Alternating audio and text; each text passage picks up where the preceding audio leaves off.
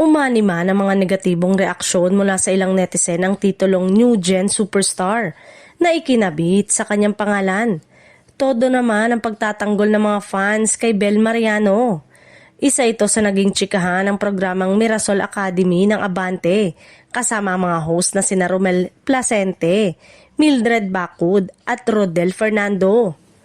Nagsimula nga umano ang pagkakwestiyon ng ilang netizen kung deserve ba ni Bel ang naturang title ng basahin ni Donnie Pangilinan ng spiel na nagpapakilala sa aktres sa isang production number. Marami nga umano ang nag-react at napatanong kung sapat ba ang naging mga accomplishment ni Bel para tawaging superstar. Komento nga ng ilan, in fairness, one of the busiest and young actresses at isa sa mga sikat din talaga na young actress itong si Bel. Kung binigyan ng title, panindigan niya. May payo naman ang ilan para umano maiwasan ang pambabash sa artista. Mag-ingat na lang. Siguro sa pagbibigay ng title lalo na ngayon na agad-agad may bashing. Samantala, sa mga fans, ang titulo ni Bel ay bet na bet.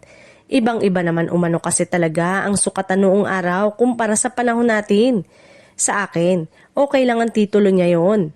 Sa comment section, ipinagtanggol din ng mga fans si Bel at sinabing deserve na deserve ni Bel ang New Gen Superstar.